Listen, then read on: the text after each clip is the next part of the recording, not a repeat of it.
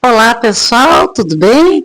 Então, estamos seguindo aí com a dieta, que já emagreci mais um pouquinho essa semana, graças ao Dr. Guilherme, que é o meu nutricionista, faz muitos anos, e é uma honra receber você aqui, Guilherme, como meu nutricionista.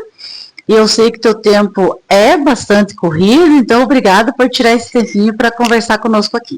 Eu agradeço o convite, Simone, justamente porque são duas causas, né, muito justas, né? Uma para até mesmo, né, eu ter essa conversa contigo, né, que nós somos amigos há muito tempo, muitos anos, né? E até mesmo para estar atualizando aí aos seus seguidores, né? Para que nós venhamos informá-los, né, sobre notícias, né, informações, sobre o que a gente está passando agora no momento, né, está atual agora dos principais medicamentos que estão sendo usados aí para o emagrecimento. Certo. Então, eu quero contar para vocês que o Guilherme Santos, você é meu parente. Isso. É formado em nutrição pela UniOeste, Universidade Estadual do Centro-Oeste, que é difícil passar na universidade pública, parabéns. Especialização em 3 áreas. Bodybuilding Coach. Bodybuilding Coach, é que o meu inglês é ótimo. Nutrição esportiva, treinamento físico e terapia nutricional. Exatamente. Então, eu me formei no ano de 2002, né? Depois que eu me formei, eu recebi uma proposta de trabalho já na Santa Casa de Paranavaí. Então, assim, logo que eu me formei, eu já comecei a trabalhar, né? No período que eu me formei, né, há 23 anos atrás, o objetivo que o nutricionista tinha era praticamente trabalhar ou em clínica, né, ou um hospital. Então, quando eu recebi essa proposta da Santa Casa de Paranavaí para fazer lá uma consultoria, na entrevista lá, a enfermeira-chefe, ela já resolveu me contratar. E de lá, então, a minha vida profissional, ela deslanchou. Eu tive a oportunidade de trabalhar assim num grande hospital, hoje ele é o Hospital Regional do Noroeste, um hospital muito grande, onde tem, né? E assim, foi muito somatório porque eu tive assim vamos dizer assim, um ponto de partida muito bom, porque eu me deparei com muitos profissionais bons, excelentes, né, profissionais especialistas, né. Então o hospital oferecia especialidade de urologia, pneumologia, oncologia, ortopedia, né, fora os outros atendimentos, né, de caráter emergencial. E então, assim, era um hospital onde que eu me deparei com muitos casos clínicos, né, aonde, na minha própria formação, eu tive, assim, um aprofundamento muito bom em farmacologia, em imunologia, fisiologia, né? Então, assim, isso facilitou muito, né, a minha permanência no hospital, o meu trabalho clínico que eu comecei a desenvolver no hospital, e, assim, isso foi somando na minha carreira. Ao mesmo tempo, ali eu fui desenvolvendo trabalho no Hospital Regional do Noroeste também, né? No Hospital Noroeste não, no Centro Regional de Especialidades. Então, ali também era a maior variedade clínica. Então, como eu trabalhava no hospital, alguns médicos, eles já indicaram o meu nome para fazer, né, esse trabalho junto à região ali que eu trabalhava ali de Paranavaí, né? Então, isso foi ampliando meu campo, foi me dando credibilidade, eu fui ganhando espaço, respeito dos meus colegas, né? Dei aula também na Unipar, fui coordenador de curso, né? Então, assim, as portas foram se abrindo, ou seja, eu fiquei 10 anos lá no norte do Paraná, em Paranavaí, e vamos dizer assim, que eu me moldei lá, né? Então, o meu retorno para Laranjeiras do Sul, assim, foi muito bom porque eu já vim com uma mão de obra especializada. Então, hoje, né, atuando aqui na saúde pública, né, sou funcionário público, trabalho na Secretaria de Saúde. Então, assim, além da parte toda... Quais postos você trabalha? Não, eu faço o rodízio aqui nos postos, né? Eu atendo no posto Celeste, eu atendo no posto do Monte Castelo, no São Miguel, no Jardim Iguaçu, no Presidente Vargas. Então, assim, eu faço um atendimento amplo, né? E direcionado, lógico, que a parte da saúde pública, tem muito da saúde preventiva, tem da orientativa, mas o meu forte mesmo é clínica. Eu trato doenças, eu resolvo problemas problemas juntamente com a equipe que solicita o meu trabalho. Certo. Então, olha aí, pessoal, para vocês que gostariam de um tratamento gratuito, nós temos na Saúde de Laranjeiras o Dr. Guilherme. E a gente trata ali, né, o que o SUS demanda, né? A gente trata ali, vamos colocar ali como base primordial a obesidade, os hipertensos, os diabéticos, né? Atende gestantes, crianças. Então, assim, ele é bem direcionado mesmo em relação ali às cronicidades, né? Pacientes oncológicos, pré-cirúrgicos, pós-cirúrgicos. Então, é clínica, né? No SUS, a gente trata a clínica de verdade. Diferente do que eu faço no meu consultório hoje, né? Na NutriShape, que lá a gente lida mais com o pessoal da performance estética, né? Então, esse diferencial é o que determina, né? Como que é a minha atuação hoje aqui em Laranjeiras na área de nutrição. Entendi. Doutor Guilherme, antes de nós entrarmos nas questões de dieta, de medicação, eu quero fazer uma pergunta muito atual. Estou preparado. Tá preparado? Estou preparado. É assim, ó. Quem toma a bomba, que é os hormônios, né? Sim. Pode perder o desejo sexual? Isso é bom, né, esse tipo de pergunta, porque é dúvida não, né, só de alguns, de vários, né, que os esteroides, na verdade, os hormônios, né, esteroides sintéticos, eles foram criados, na verdade, para tratar doença, né, tratar queimados, tratar pacientes ali com imunodeficiência adquirida, pacientes com câncer, pacientes sarcopênicos. Então, os hormônios, eles foram criados para isso. Certo. Só que essa ação dos hormônios, né, esteroides, de desenvolvimento de massa muscular, desenvolvimento de tecidos, regeneração, tudo, ele foi abraçado pelos bodybuilders, né? Então, os atletas começaram a utilizar não no sentido de regenerativo de recuperação, e sim por um processo anabólico, estético, né? Então, muita coisa foi se feita até chegar nos dias de hoje, né? Que são as condutas e os protocolos para melhora de performance e melhora física, né? Dentro nesse caminho aí, nesse trajeto, colaterais aconteceram, porque pessoas que usam medicamentos de forma aleatória, sem acompanhamento, assim, de forma indiscriminada, eles colhem colaterais antes de terem resultados, né? E a questão da baixa libido, da baixa assim, desejo sexual, justamente vem um dos colaterais por um determinado uso de um determinado componente de uma determinada família dos esteroides, que são 3 famílias, né? Nós temos a família base da testosterona, nós temos a família das progestinas, que é ali dos 19-nor, e nós temos os derivados de testosterona. Então, o que acontece? Quando alguém vai utilizar algum tipo de hormônio sem o acompanhamento, sem o conhecimento, de forma indiscriminada, de forma abusiva, ele consegue colaterais em relação aos resultados. E essa questão sobre a questão da libido, os hormônios, a maioria deles, dependendo do qual classe você usa, ela até aumenta a libido. Ela dá um exponencial muito alto. O maior problema é que você tem algumas alterações de eixos hormonais. A alteração de eixos hormonais é aquela produção nossa endógena, produção do nosso corpo produz testosterona. Aí o que acontece? A partir do momento que o paciente, ou o atleta, ou a pessoa começa a utilizar algum hormônio, ele tem uma inibição desse eixo. A inibição desse eixo não quer dizer que ele vai ter baixo apetite sexual. Simplesmente ele está deixando de produzir ele próprio, o próprio hormônio, o que faz com que ele diminua a sua fertilidade. Aí nós entramos no eixo hormonal, que é via hipofisária e hipotalâmica, que estimula as gônadas, LH e FSH, que é o hormônio luteinizante e o hormônio folículo estimulante, onde um é responsável pela produção de testosterona, e essa testosterona endógena é responsável em estar estimulando a produção de espermatozoides, onde o FSH, o hormônio folículo estimulante, é responsável pela maturação desses espermatozoides. Ou seja, fertilidade e libido são duas coisas totalmente diferentes. Então as pessoas confundem quando vê uma pessoa com baixa fertilidade, ela acha que ela tem baixo rendimento sexual. Muito pelo contrário.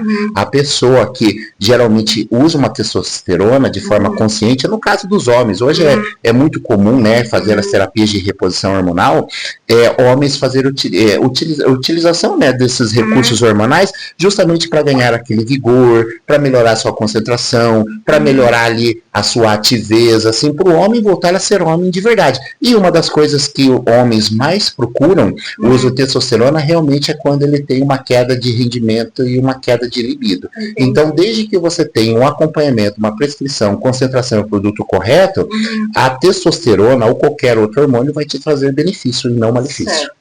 Então, por falar nesse tipo de hormônio, que as pessoas vão errar, até os famosos. Sim, né? Exato. Então, a gente sabe que alguns anos atrás, aquele cantor de axé, o Netinho, por usar a bomba, ele teve AVC. Então, porque assim, o que acontece? Esses medicamentos, quando eles são mal utilizados, quando eles são mal prescritos, ele tem um profissional muito ruim acompanhando, as pessoas colhem colaterais. Tanto é que hoje, né, pela FDA, já foi, assim, através, né, de documentação, que fosse retirado a tarja de que os medicamentos hormonais, eles fossem causadores de câncer, né? Mas é o abuso. Qualquer coisa que você abusa, você vai trazer malefícios para o seu organismo. Um exemplo, você abusar de uma nimesulida, que é um anti-inflamatório.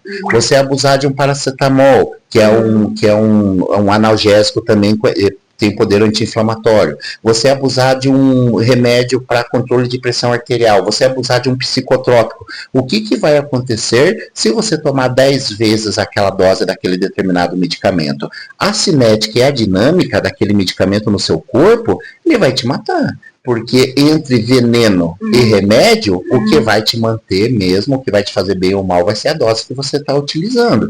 Outro cantor também que foi muito mal sucedido, que a gente está conversando nos bastidores, é Eduardo Costa.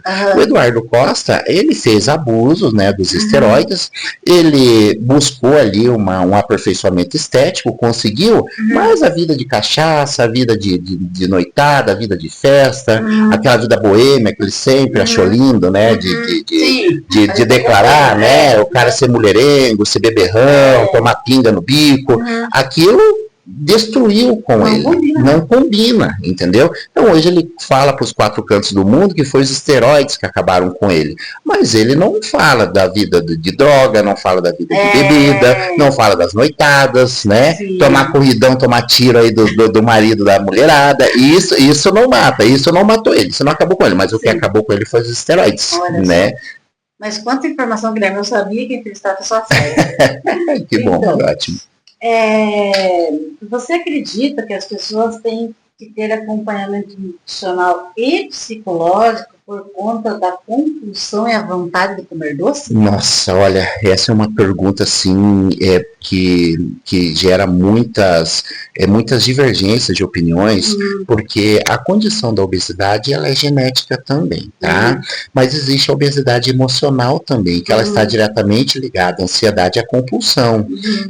O doce por si só, ele faz aquela liberação dopaminérgica, faz do prazer, entendeu? Então comer um doce é gostoso. Eu, particularmente, eu não tenho vergonha de admitir isso para as pessoas. Eu adoro um doce. Eu adoro um doce. É o meu tendão de Aquiles. É assim, eu adoro comer um doce, mas eu tenho controle sobre a minha ansiedade e a minha ansiedade e minha compulsão. Só que tem pessoas que não têm esse poder de controle. Então, o que elas fazem? Muitas vezes ela está triste, ela come. Ela está ansiosa, ela come, ela está feliz, ela come, ela está com a família, ela come, entendeu? Ela está alegre, está assistindo o filme, ela come, entendeu? Exatamente. Então, o que acontece? É justamente pela liberação né, de dopaminas, essas liberações dos hormônios de bem-estar, que faz com que ela coma compulsivamente, mas isso automaticamente vai levando ela para um caminho de doenças metabólicas, né? Dentro delas, a porta de entrada, a obesidade. Então, eu acredito sim que um bom apoio, um bom suporte psicológico para esse tipo de paciente não vai alterar diretamente a composição corporal dela, mas vai dar suporte para que ela venha ter uma nova realidade em relação a comportamento, em questão a escolhas, em questão aos meios, ao ambiente de desconforto. O que causa desconforto? É você receber ou não. Entendeu? Então, quando você recebe ou não, te causa desconforto. E será que o paciente que está em processo de emagrecimento, ele está pronto para receber tantos nãos, sendo que ele até onde ele chegou, ele fez tudo pelo sim? Então, o psicólogo, ele tem uma luta muito dura aí para ajustar esse comportamento, esses novos ambientes que o paciente que está em tratamento de obesidade, onde ele está migrando ali para um sobrepeso ou para peso normal, para que ele venha consolidar os resultados que ele está conquistando. Certo. Então, vamos lá. Eu vou tomar essa água aqui, posso tomar? Então tá bom. Então tá já. Doutor Guilherme, há anos você trabalha sozinho e hoje você conta com a ajuda de sua esposa, Juliana, Sim. Que é fantástica. Perfeito. Muito obrigado. Hoje ainda estive lá. Obrigado. Eu, como paciente, vocês possam dizer que ela faz o papel de uma psicóloga. Viu? Então, assim, nós estávamos conversando nos bastidores, então a Juliana, ela faz ali toda a parte administrativa ali da nossa loja, né, do consultório, então ela faz aquele primeiro acolhimento. Então, eu acredito que o paciente que me procura, ele está ali porque ele precisa. Está ali porque ele quer, não está ali para bonito muitas vezes. E esse acolhimento, muitas vezes, advém ali de uma situação constrangedora em relação à composição corporal que ela tem, problemas femininos que mulheres sempre têm, autoestima, a vaidade. Muitas vezes, essa paciente ela chega tensa no consultório. Eu sei. E quando ela chega tensa e a pessoa se sente bem recepcionada, bem acolhida, isso já gera uma empatia que facilita a minha vida no consultório. Então a pessoa sobe um pouco mais leve, ela não sobe tanto na defensiva. E uma das coisas que eu defendo é que o profissional, para conseguir assim, um bom tratamento com o teu paciente, primeiro de tudo ele tem que pensar na conquista da confiança. Você pode ter uma credibilidade profissional muito boa, você pode ter um nome comercial muito bom, você pode ter condutas e protocolos e estratégias excelentes, mas se você não conquistar o seu paciente, você não consegue fazer com que ele caminhe pelo caminho que você quer que ele siga. Então, esse trabalho que ela faz ali, de acolhimento e tal, junto com meus pacientes, isso me ajuda bastante, né? Então, assim, ela me ajuda nas medidas, ajuda a tirar as fotos, ajuda ali na parte de conferência dos prontuários e tal. Então, isso me poupa tempo, ela faz isso por mim e eu posso dar mais atenção para o paciente. É fantástico. Então, nós já comentamos, né? E a pergunta que não quer calar, doutor Guilherme, que tá famosa. Sim, essa todo mundo quer saber. Muito falado hoje, usado, o que é tirzepatida e o que é esta caneta de emagrecimento. É a Mounjaro? É a Mounjaro. Então, assim, ela é conhecida como Mounjaro e Zepbound, né? São marcas comerciais, tá? De dois princípios, de dois hormônios incretínicos, né? Vamos falar dois peptídeos, né? Que é o LGP1 e GIP, né?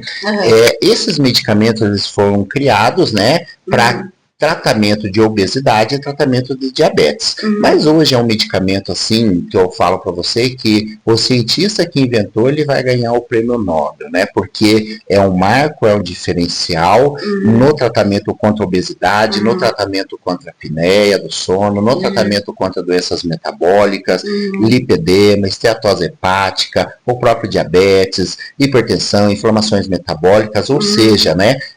Hoje já se tem até estudos falando sobre a questão ali da melhora da fertilidade e sobre a melhora da condição de aumento hormonal nos homens, mas isso é um fator decorrente justamente pelo que o medicamento proporciona pro paciente para ele conseguir fazer o que é muito difícil de ser feito, dieta e exercício. Então ele muda completamente um contexto, fazendo com que o paciente consiga, através desses dois agentes incretínicos, que é o LGP-1 e GIP, que ele tenha uma resposta de saciedade e ele tenha uma resposta de inibição de fome. Isso faz com que o paciente consiga seguir um plano melhor, sem tanto sacrifício e sem tanta dor, porque você quer deixar uma pessoa brava, frustrada, é fazer ela passar fome. Nem faz. Porque a dieta em si, ela não é fácil, né? Não, eu digo isso porque assim, eu sou nutricionista, sou atleta, né? De bodybuilding também, né?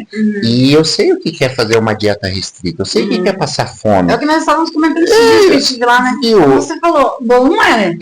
Exato, eu falei assim, mas muitas vezes quando nós colocamos um propósito, algum propósito, aquele trabalho tem que ser feito. Só que assim, eu vejo assim que como a dia, já que eu estou na dieta, o corpo acostuma, né? Viu? Então, o corpo vai se habituando. Como o esquimó lá no Polo Norte se adapta ao frio, é o mesmo ser humano. Certo. O tuareg lá no deserto também se adapta. Então o teu corpo vai se adaptar a uma nova realidade metabólica, uma nova realidade à atividade física, a uma nova realidade a uma hidratação. Mas só que para ele conseguir essa adaptação, precisa de um determinado tempo. Então, desse tempo, do início da dieta, até o corpo entender, muitas vezes acontece aquele momento de falha. É onde ele desiste, é onde ele desanima, é onde ele se frustra. Então, assim, o medicamento, ele veio como uma ferramenta para viabilizar essa constância dele no tratamento, de fazer dieta e de fazer exercício. Que sozinho não vai fazer milagre. Não. Sozinho, as pessoas assim se enganam com o uso das canetinhas emagrecedoras, achando que uma picadinha ali na barriga, ela vai criar um dragão dentro dela, que ela vai poder continuar comendo as mesmas coisas, frequentando os mesmos lugares, se alimentando da mesma forma, tendo os mesmos vícios alimentares, os mesmos erros alimentares. Não, pelo contrário, é a partir do momento que ela começa a usar algum tipo de ferramenta que ela vai ter que mudar o seu ambiente, ela vai ter que mudar o seu comportamento, porque hoje uma tirohepatida sem uma dieta, sem um treinamento, sem uma mudança de comportamento, ele é só mais um medicamento no mercado. E outra coisa, como nós estávamos falando sobre as bombas, o uso inadequado da Mounjaro, da pessoa sozinha, sem prescrição, é um problema. É um problema porque muitas vezes o medicamento, como qualquer outro, ele pode trazer colaterais. Ele pode trazer constipação, ele pode trazer náuseas, ele pode trazer desconforto gástrico, ele pode trazer desbiose, ele pode trazer uma cefaleia. Então ele pode estar trazendo muitos colaterais e o paciente que usa isso sozinho, muitas vezes ele não sabe como trabalhar esses colaterais, até mesmo a dosagem. Então, assim, eu digo que depois de 23 anos de profissão, eu estou tendo a oportunidade de estar no futuro.